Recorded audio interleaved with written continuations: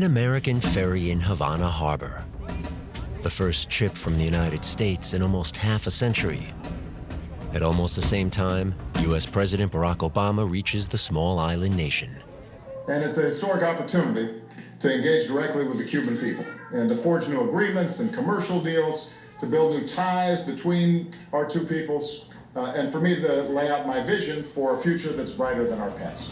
The president wants a fresh start, but some of the Cuban population remains skeptical. The superpower is our enemy. Even if it's wearing sheep's clothing now, it's still our enemy.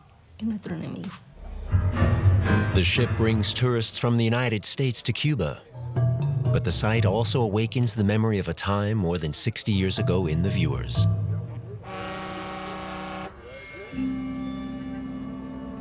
Back then, warships circled the island threateningly. An attack by the United States was imminent. The United States are behind all activities directed against Cuba. Intelligence services are suspected by Cubans of having carried out covert operations against their country for many years. Bombings, even bacterial warfare. I grew up without a father and became part of this big family who were all victims of terrorism. Starting in 1961, there was a veritable mass exodus from Cuba. My brother left Cuba on one of these flights of freedom. I said goodbye to him together with my parents. My poor brother was 7 years old, and I saw how he was struggling not to cry. He had glassy eyes and held back his tears. Over 14,000 Cuban children have left their families by a secret route. The operation, known as Peter Pan, leaves a part of Cuban society with traumatic memories. Cubans have to date been unable to unequivocally prove allegations of involvement by the United States. Nevertheless, the accusation continues to this day to influence its picture of history and its relationship with the United States.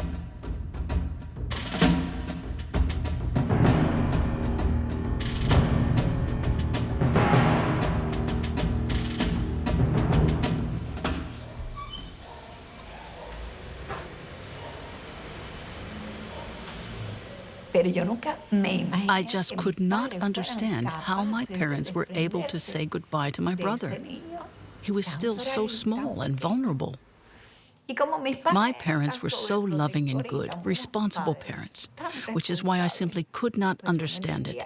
I began to investigate everything that had to do with Operation Peter Pan because I wanted to understand, especially understand my parents. Marina Ochoa spent her childhood in pre-revolutionary Cuba.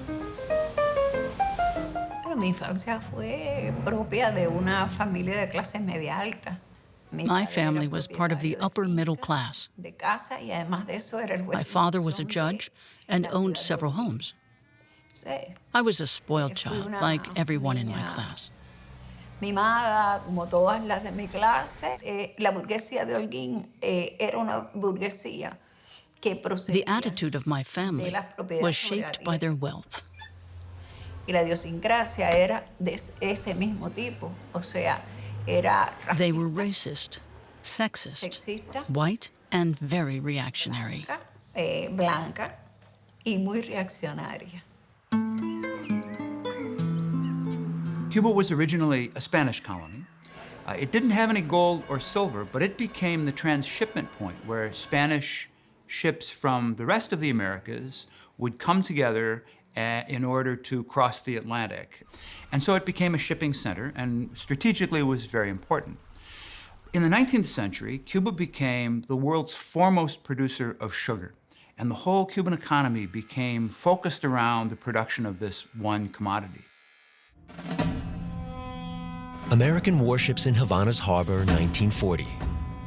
The United States saw itself as liberators of Cuba from Spanish domination and wanted to expand their economic influence in Cuba in addition to their military presence.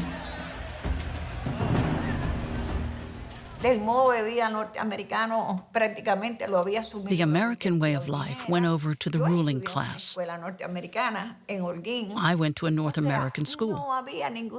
At the time, there was no anti-American sentiment in my social circle.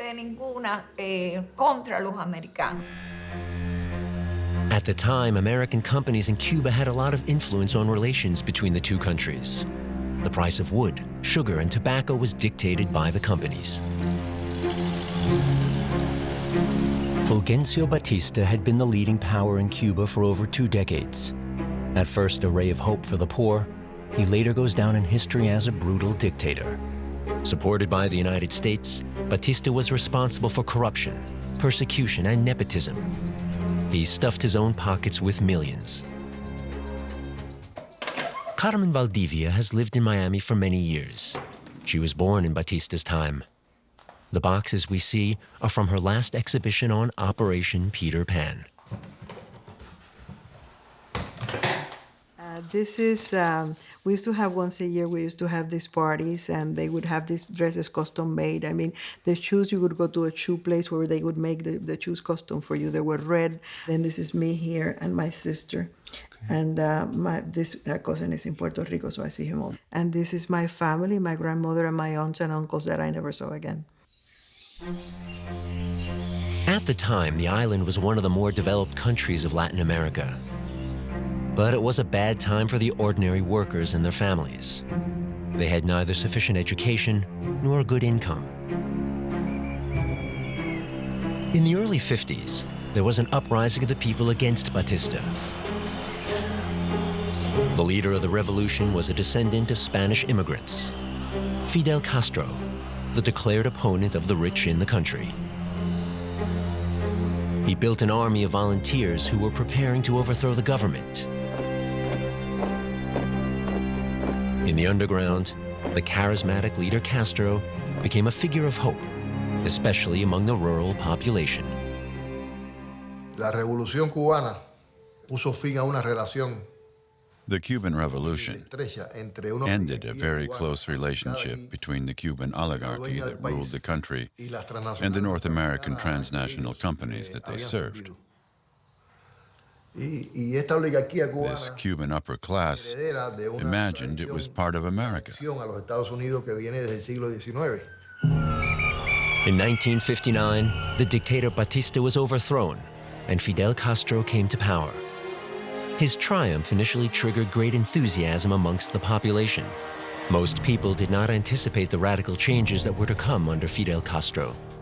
Fidel Castro wanted to free Cuba from the dominance of the United States and to radically change Cuba's social order. Castro's revolutionary court began cracking down on opponents of the new regime. Landowners were expropriated, and after numerous show processes, many opponents went to jail. It was a short-lived happiness because in February, they started with the executions and the summary trials. And my father went wild when he saw the trials on television, and it was like the Coliseum, you know, and he said, we're going back to the circus and the Coliseum. You can do that. Even though he was against these people because they were from Batista and he was against Batista, but they were human beings, and you cannot just try them and then people would go paredon and the executions were played on TV.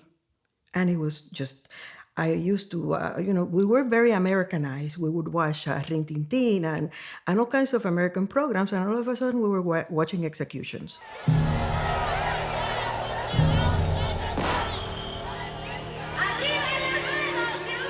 The mood in Cuba changed due to the brutal purges. Those who did business with the United States before the revolution now feared for their existence due to the anti-American sentiment. And so in 1959 and 1960, you had this breakdown of the revolutionary coalition. And Castro at some point decided that socialism and an alliance with the Soviet Union was the only way he could achieve the goals that he had in mind for Cuba. Castro promised to fairly redistribute wealth, to improve care and education.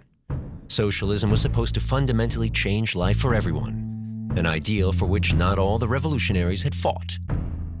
One day, we decided that we had to fight against the regime because our friends, that had died for the revolution did not die for a communist revolution at all. After the revolution, property was nationalized. Landowners were expropriated. Americans had to sell their property to Cuba. Children were sworn into the new nationalist spirit. Había muchos intereses en Cuba de los norteamericanos. The U.S. had enormous economic interests in Cuba. Económicas, There were real financial losses for the Americans.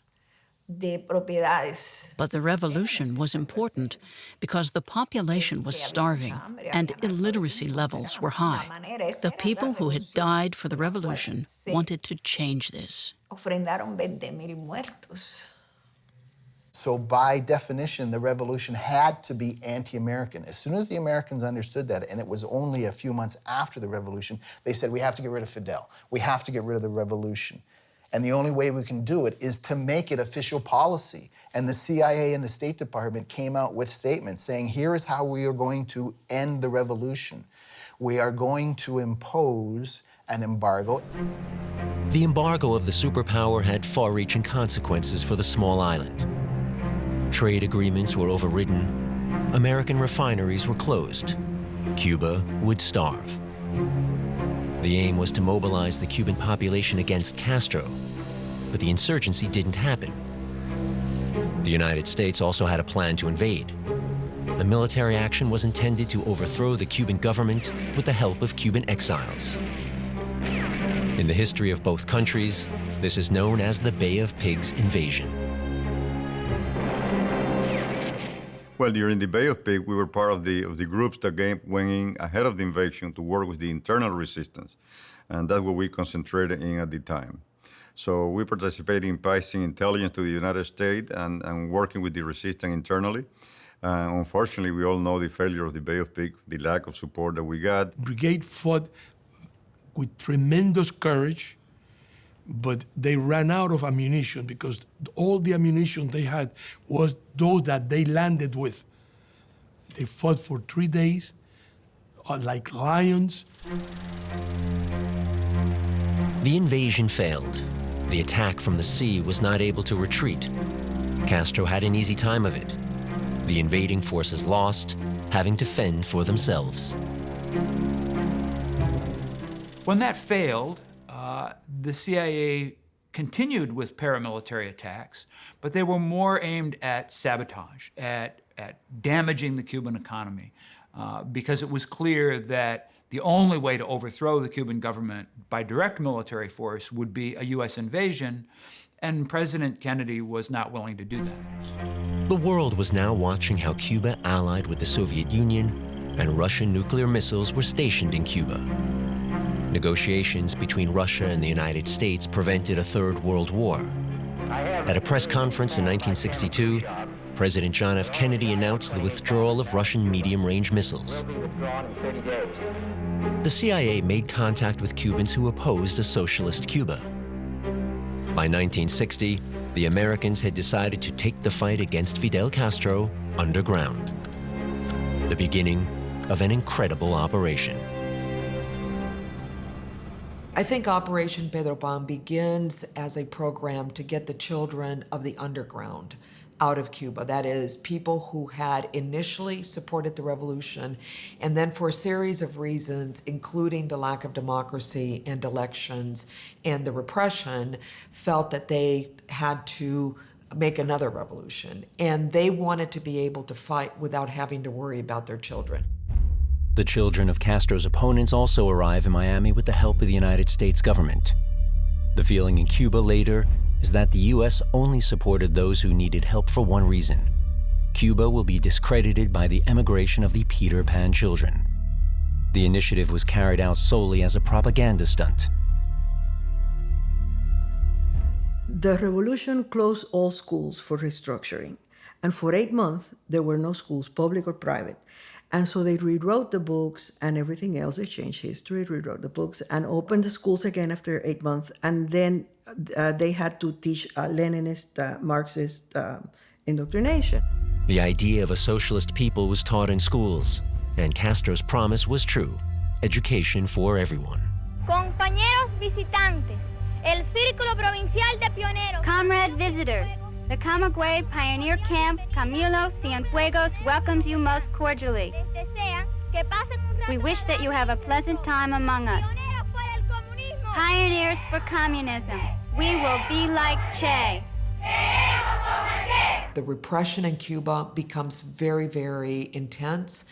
Parents become afraid.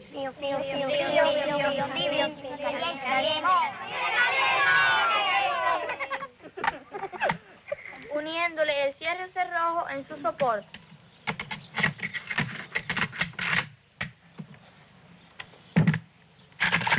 En realidad, la clase media cubana, The Cuban middle class lost everything in the revolution. fue agredida económicamente. The revolution also did a lot of economic damage. Fue agredida This is normal. en su idiosincrasia, fue agredida en una serie de They had to give up their habits and only had a few options for their family and their children. Sobre su familia, sobre su descendencia. On the other side, the U.S. government is waging a very intense war against the Cuban government, including a propaganda war, in which they are trying to create disaffection. One of their strategies was to tell Cuban parents that the government was going to take away control over their children. The American radio station Radio Swan also spread this rumor. It was an agitation station that the CIA operated from Cuba's southern coast. It warned of the effects of communism in Cuba with targeted false reports. This propaganda was intended to provoke fear in parents for their children.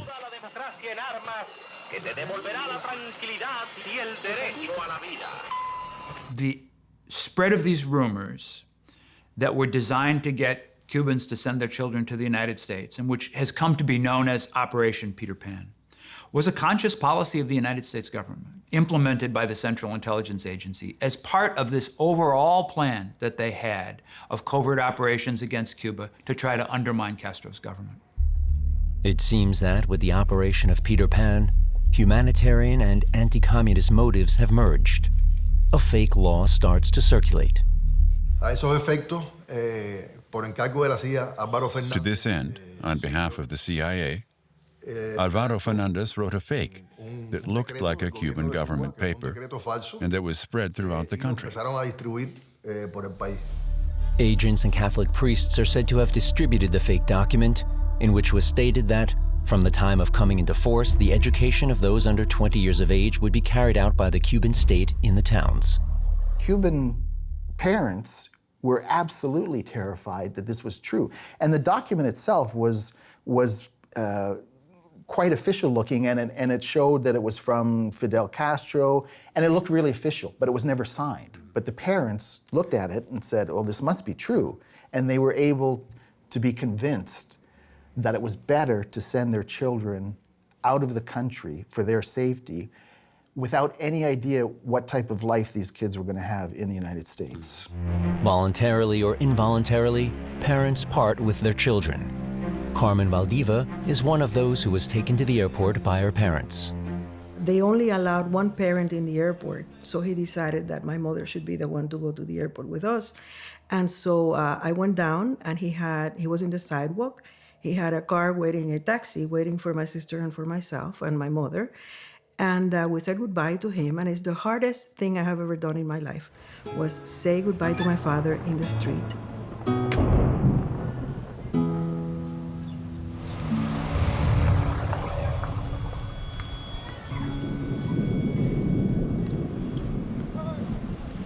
We would then walk out to the runway, and a militia would stop you, and sometimes would take dolls away or, check the hems of dresses, etc. And if you passed that inspection, then you went on the plane.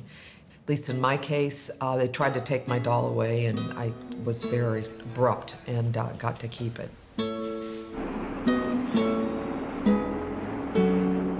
When the exodus of children began, Marina Ochoa was a student. Empezaron a pasar cosas en la escuela. I remember that from one day to the next, my friends no longer came to school. You never saw them again. When you called them at home, they weren't there. The number no longer existed. There was an atmosphere of fear when the children disappeared. There was also a rumor that the government had kidnapped the children and sent them to Russia.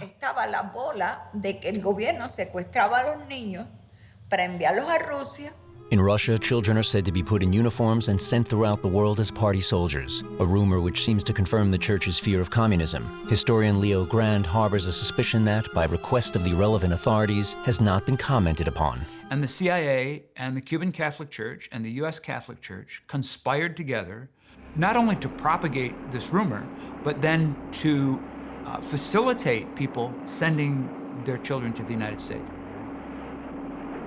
The Cuban Catholic Church, of course, was closely associated with Spain, and it did not have a very positive reputation among the Cuban people because in the wars of independence, the church had sided with Spain and was seen as an anti-nationalist church.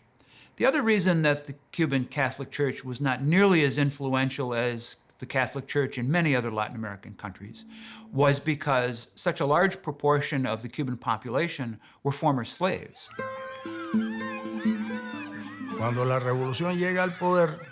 When the revolution came to power, there were many private schools that were run by nuns, priests, and monks. That's where the children of the rich went.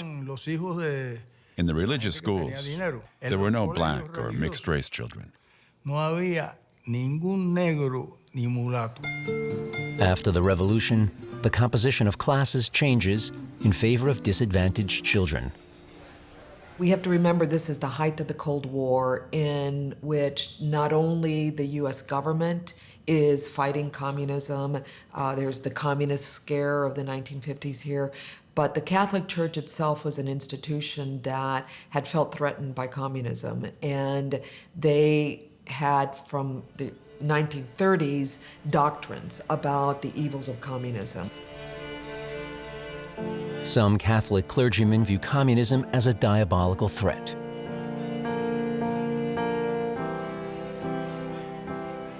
And Castro was able to break the power and influence of the church by expelling all of the clerics who were not of Cuban origin, and that was actually the majority of clerics in Cuba were not Cuban, they were Spanish, and closing down the Catholic churches and creating in Cuba an atheist system. The situation in Cuba was getting worse. Official relations between the two countries were broken off. The American embassy closed in 1961. Therefore, visas for children could not be issued. The Catholic Church then offered to help.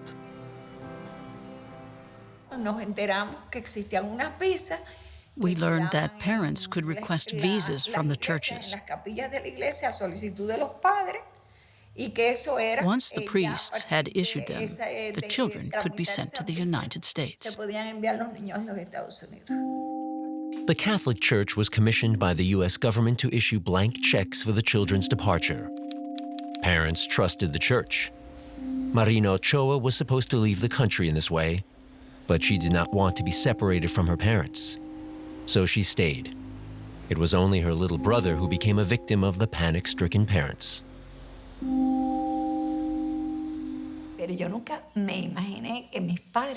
I could not imagine that my parents could be separated from their child. He seemed so small, so fragile. It really affected me, without really understanding the full extent at the moment. But I was aware that he would be all alone, though he was so young. He had never flown before. At the time, I thought it would be best if I went with him to protect him.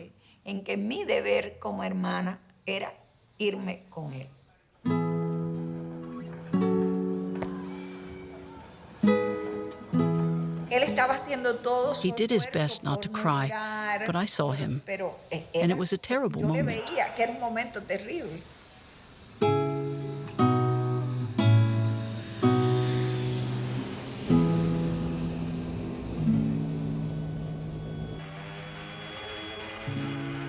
Most of the children ended up going through the Catholic Church, and they were then initially put in camps in Miami. And as the numbers grew, they started to ship children out to orphanages all throughout the United States. In the case of about 6,000 of us, we ended up with friends and families, and that was my case. I ended up in one of my mother's cousins' home. She had recently come to the United States, and that's where I was when my parents came.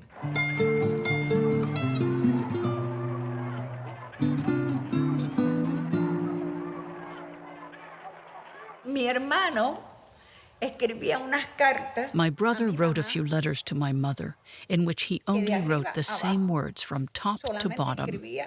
Mama, come. Mama, come. From top to bottom. That says it all. It was obvious how he suffered. What child writes such a pleading letter to his mother? Clamando por su mamá.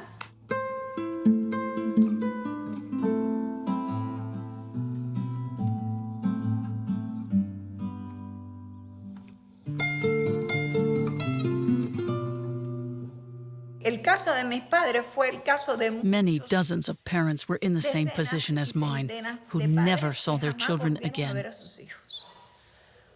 Because with the currency exchange, they lost everything and could not afford the journey.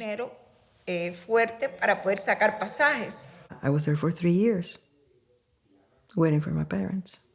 Because I came in August of 1962, and the missile crisis was in October of 1962. And so we were on the brink of a nuclear war. My parents were in Cuba, my sister and I were here, and we were watching, the armament aimed at Cuba, and my parents were watching the armament aimed at us.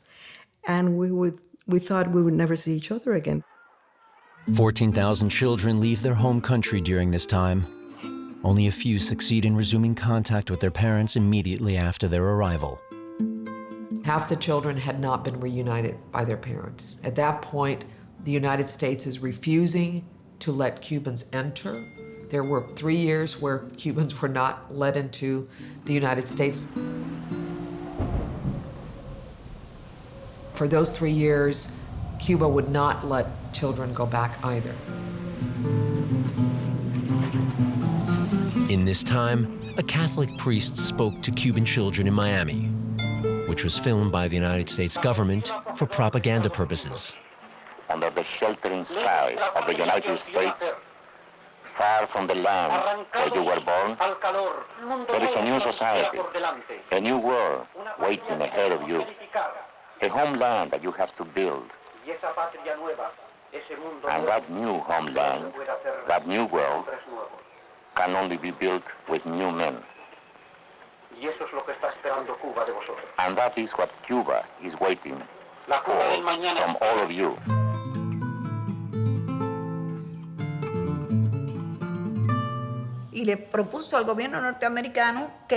A proposal was made that the U.S. provide funds so parents could travel to the U.S. to see their children.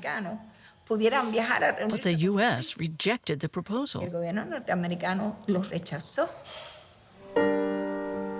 Operation Peter Pan is now portrayed in Cuba as a propaganda coup by the American government. A biased interpretation which overlooks the humanitarian motives.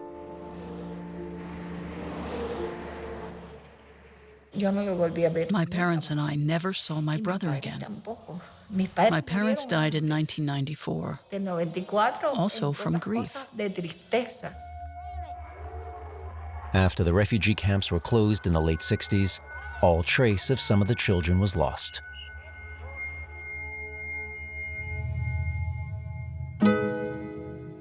Many questions remain open. Documents that might possibly explain the United States' involvement remain inaccessible to this day.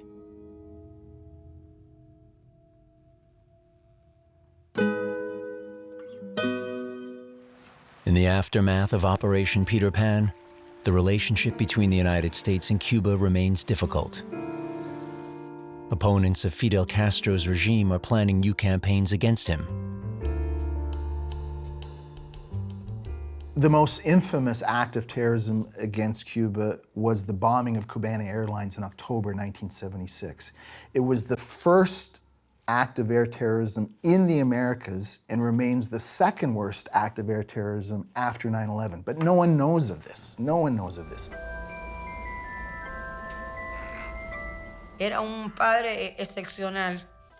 My father was an extraordinary man.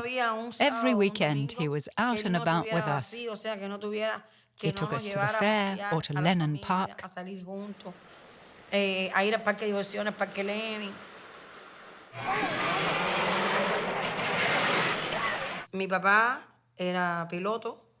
He was a pilot and was part of the Cuban crew, which didn't have many members at the time because of the circumstances. In the 70s, bad things happened. That made us cautious. When I was 10 years old, my father was a victim of 3 attacks, all of which he survived, thank God.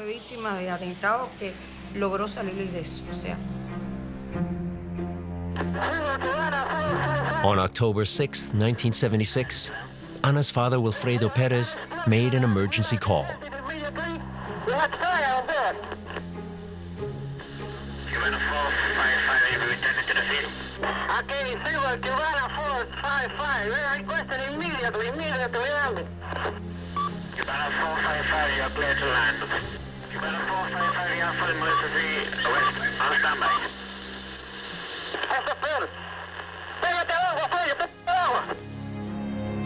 The pilot, Wilfredo Perez, didn't want to endanger the lives of the islanders and decided to stay over the sea until the crash. The majority of those who died were Cubans. The search for the attackers began before the funeral services were over. Shortly thereafter, 2 organizations in the United States confessed to being the perpetrators of the atrocious bombing. The bombing of Cubana Airlines in 1976, which killed all 73 people aboard, was undertaken by 2 Cuban exiles who had been trained by the CIA as demolition experts for these paramilitary attacks in the 1960s. The CIA had stopped supporting those kind of attacks by the mid-1970s, but of course, the people that they trained didn't stop. In Central America, shortly before the attack, an organization of exiled Cubans is established with the aim of opposing the Cuban government by force. Who were the perpetrators? First, Orlando Bosch Avila, the leader of a well-known counter-revolutionary group in the U.S., and Luis Posada Carriles, a member of the Venezuelan intelligence service. Whether the United States Secret Service still had contact with former agents at that time was, by request, not commented upon.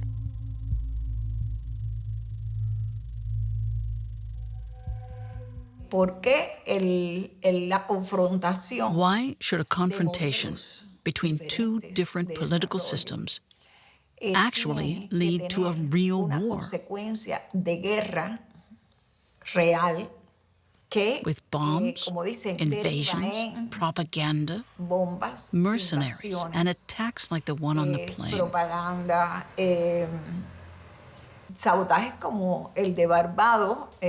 A team of young fencers from Cuba died there.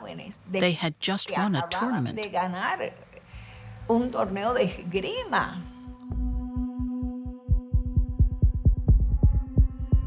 The Americans knew that the crime would take place. At best, they turned a blind eye and did not prevent it. But I think that the connection between them and the intelligence apparatus of the U.S. went beyond that. Luis Posada, who admitted to attacks against Cuba, entered the U.S. unhindered in 2005. Neither Orlando Bosch or Luis Posada Carriles were ever convicted of the bombings. In fact, Luis Posada Carriles still lives in Miami to this day. He's never been bothered, he's never been convicted, he's never been arrested for this. In the Institute for Cuban and Cuban American Studies in Miami, we were given an explanation for the terrorists' possible motives at that time.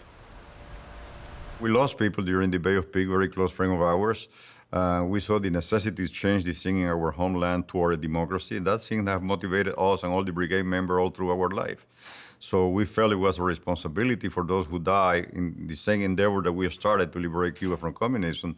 And of course, none of us have stopped until we see Cuba free. In 2011, survivors of the Cuban victims asked in an American newspaper why the United States did not detain the terrorists responsible. The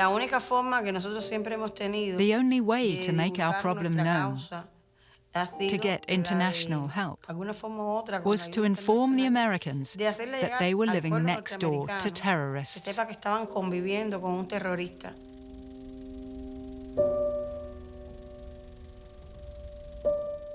Lo primero, yo creo que nunca jamás en la Plaza de la Revolución. Never before or after the plane crash had more people gathered in the square of the revolution. It was very impressive. When I arrived, there were more than 1 million people. At this moment, all of the suffering that the terrorism from Miami had brought upon us Cubans was visible. The question of whether the CIA knew about the planned attack in advance remained unanswered. I couldn't bury my father. The body disappeared in the bottom of the sea. We keep his memory alive. Other children also suffered.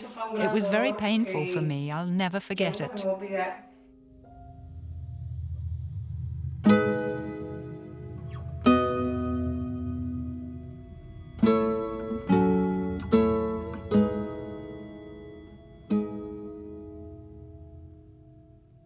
Even at the end of the 70s, the American embassy in Cuba remains closed, and the embargo is still in force. The Cuban population still suspects the United States of planning campaigns against the country behind the scenes.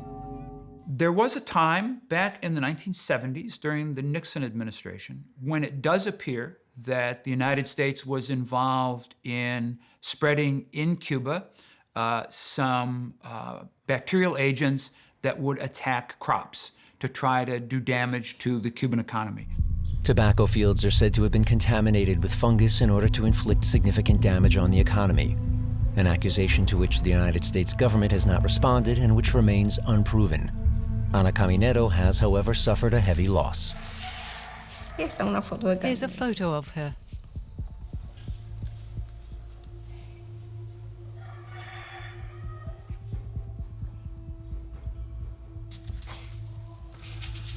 Here she's with her sister and her cousin. At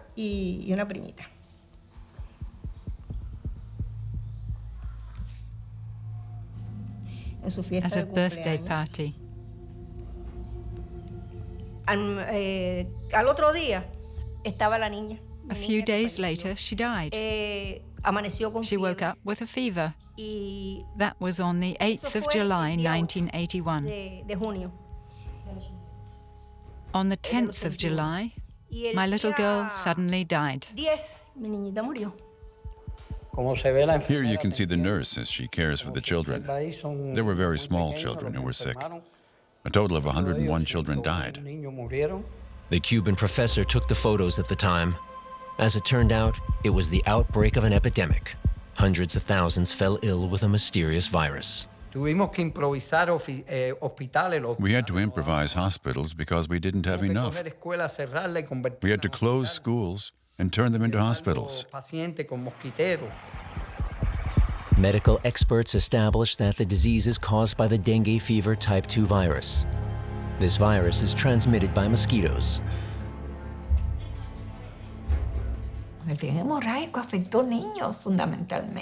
Dengue fever is especially bad for children. The doctors who treated them cried and hit their head against the walls of the hospital in despair as children died.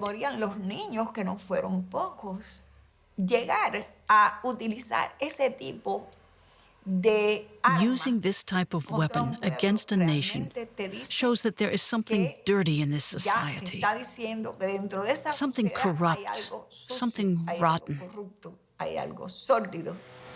The Cubans can provide no evidence that the United States was involved in the outbreak of the epidemic. When asked, the CIA does not comment on the assumptions. The suspicion, however, still influences the relationship between the Cubans and their neighbors. It's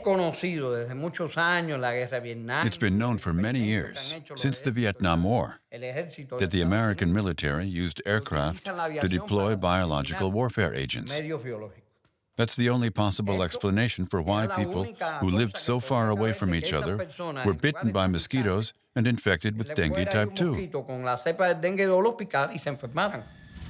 According to a study commissioned by the United States military, the U.S. Army conducted research into mosquitoes as carriers of viruses in the 1950s. In the operation known as Big Buzz, insects were dropped from the air in the U.S. state of Georgia in order to test their effects. For the Cubans, this provides vital circumstantial evidence for their suspicion. We've never had a case of dengue 2 before that. They tested all the tourists and visitors in Cuba at the time from countries that did have dengue 2. None of them carried it into Cuba. None of the Caribbean countries within the area closest to Cuba had any incidences of dengue 2. It was only Cuba, and to have so many in such a short period of time over such a specific area is almost impossible for it to occur naturally. It is clear to Keith Bollender that it would only be possible for the disease to break out at 3 different locations simultaneously if it had been introduced from the outside. Other experts, such as those of the WHO, however, consider this assumption to be pure speculation. They prevented the purchase of pesticides and insecticides and everything we needed to eradicate the epidemic. The epidemic continued until 1981 because we couldn't contain it in time.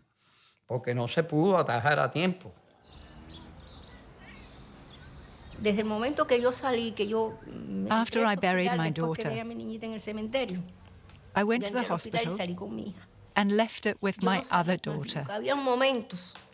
I've kept her close ever since. There were moments when I felt such a great pain in my heart that I thought my chest would burst.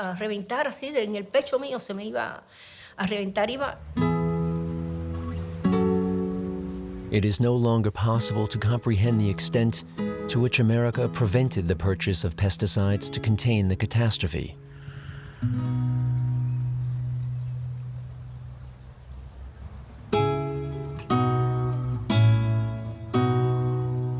Cuba in the new millennium. There's no longer an alliance with Russia.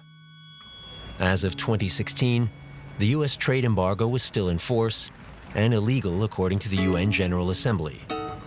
188 countries have been advocating to repeal it for years, so far without success. The United States began a new set of covert programs aimed at stimulating opposition to the Cuban government. Not military programs, but political programs, what the CIA used to call political action. But these were conducted through the U.S. Agency of International Development and involved providing assistance to opponents of the Cuban government, trying to stimulate opposition among the population more generally. The apparatus is absurd, corrupt, and manipulated. You policemen make me feel sorry for you instead of angry. You're such hypocrites. You don't see that you're victims of the system. My motto is, long live free Cuba. On April 11, 2011, a Cuban musician met with those responsible for an American government organization in Miami. Final agreements were made. The goal was to attract young people in Havana for American interests. And so they went down and befriended a lot of the really talented Cuban musicians who were behind this great hip-hop scene. And it was like a lot of hip-hop, very politically oriented, and it had real authenticity. The music producers introduced themselves as music producers, not as agents of the U.S. government. Un pueblo que no traiciono y un lápiz de alto calibre, un compromiso progresista que hace que me caguen todas esas putas que se venden y se hacen llamar artistas. rápido te caigo. Salto los lugares y nunca ensayo de esto. Soy más bueno que en primera aguacerito en mayo. Aquí no hay fallo. And I don't think at any point that I'm aware of did they tell them. But the idea was that they would give them training, bring them outside of the country, and try and amplify their message to become more political and to build a real protest movement that would threaten the government in Cuba.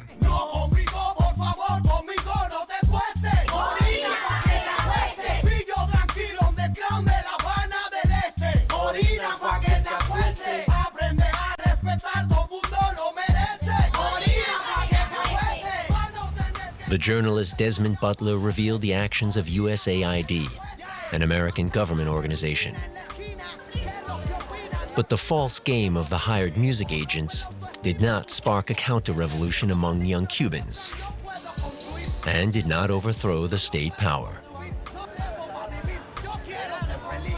It wouldn't surprise me to learn other amazing stories like the attempt to influence the hip-hop scene or to set up a secret social network in the great history of American-Cuban relations.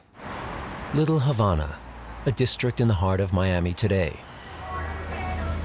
Many of the anti-Cuba campaigns at that time began here, because in addition to Cuban folklore, there is still a nucleus of Castro opponents in Florida.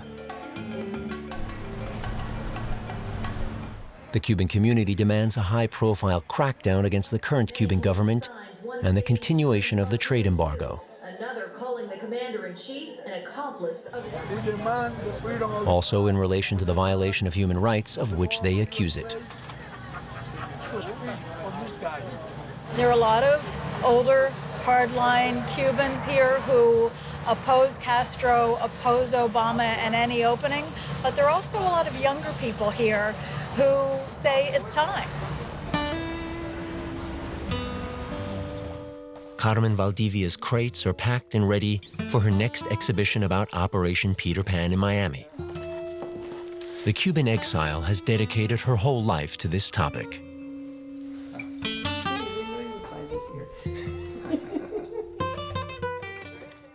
I have never gone back to Cuba.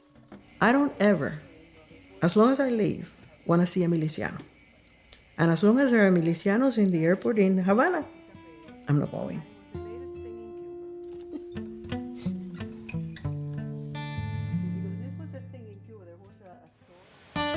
In Chicago, Maria Torres tried to get a court order for the release of dozens of CIA files about Peter Pan, without success. The CIA refused to acknowledge or deny the existence of Operation Pedro Pan. My suspicion is that there were people alive that were involved and had collaborated with the CIA, and that they were protecting the names of agents, including some that I believe were living in Cuba.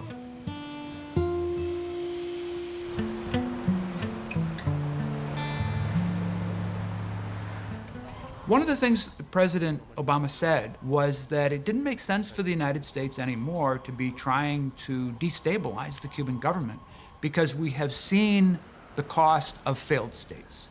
And he was referring, I think, precisely to this conceit that we have had historically, that we can go in and remold other peoples and other countries to look like us, and what we create instead are failed states.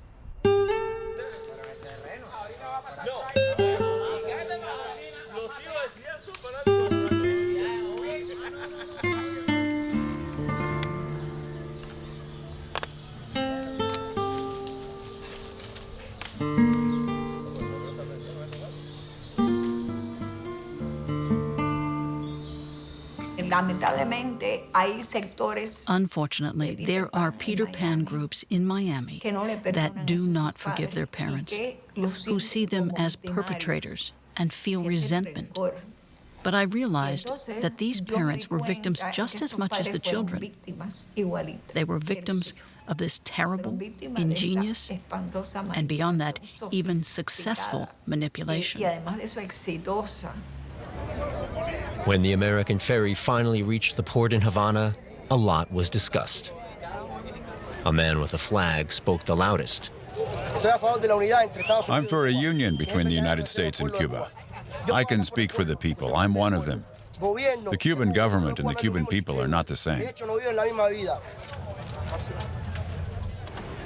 With calls of long live free Cuba and the applause of bystanders, the U.S. sympathizer was taken away by the police and released shortly thereafter.